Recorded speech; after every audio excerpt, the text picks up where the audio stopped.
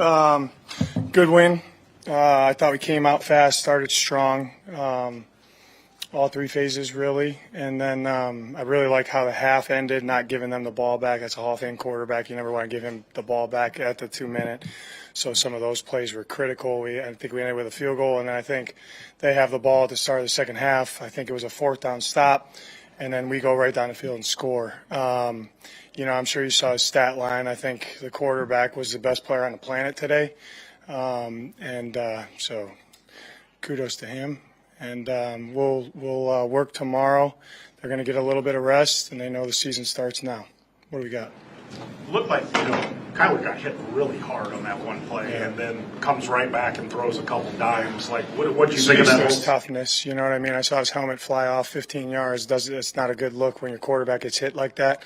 So I'm sure there's a miscommunication there, but so we got to do a better job there. But it just talks about his resiliency and his playmaking, and his mental stamina, his competitive stamina, his mental toughness.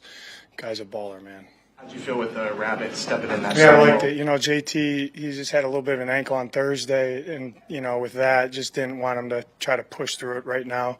But we feel really good about Rabbit. Stepped in, played good. I didn't see any miscommunication. I thought he made some plays out there, and he played well.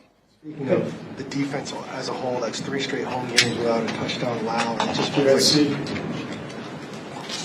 like, is that a big part of it for you? Yeah, it is. It's hard to communicate checks and things like that. And defensive staff does a good job of different looks, and our guys are rushing well and they're covering pretty good. So it's coordinated well, and they're married up well right now. But we got a lot to work on. It seemed like Rodgers never really got comfortable very many times. I don't know if you were expecting that kind of quality defense, but what did you think? Yeah, I thought they played well. When you come into a game like this and you prepare for a team, a quarterback of that caliber with the weapons that they have, you never know how it's kind of going to go. I thought they really stepped up. I liked the plan a lot. It was well executed, and a bunch of guys are making plays. And I thought our mode of play was on display, man. Like, we'll grade the tape hard, but there's not going to be a lot of loafs. Our guys are humming. They're hitting. The hitting is on display. When you do that, you'll give yourself a chance. What's Kyler doing that's allowing him to play such a high level? What's Kyler doing that's allowing him to play such a high level? I think he's playing. He's doing what he's coached to do, and he's got guys around him making a lot of plays. I know that, which is good to see. So he doesn't have to do it all. But when he has the ball in his hands, as a defensive guy, anytime he gets the snap, you're hanging on to your and I thought he was lights out today. Jets came in number 2 against the pass. Did you guys expect to be able to do what you did in the passing game against them? Honestly, yeah. Yeah, I did. It starts with the guys up front. I thought they had a really good week. Again, I think the details of what we're doing in the passing game is getting better and better. Now, it might not show up week to week on a stat sheet, but I see what's going on in practice, and it's getting there. And I thought the passing game was a huge reason why we won the game today. Go ahead, Taylor. As a defensive guy, what is the challenge when you're facing a tight end with the athleticism that Trey McBride has? What did he do to oppose him? He's a guy that can beat you on all 3 levels. Obviously, the catch and run on 3rd down was unbelievable. He's elite with the ball in his hands. I keep telling you guys this, and no one believes me. Like, the guy is elite with the ball in his hands. He can jump over you. He can break tackles. He can run by you. He can make you miss. And he's a big guy that runs really fast with good contact balance, and he's hard to bring down. So he's, from day one, the passing game, he's a guy that the passing game's going to go through. And he's executing. He's playing well right now.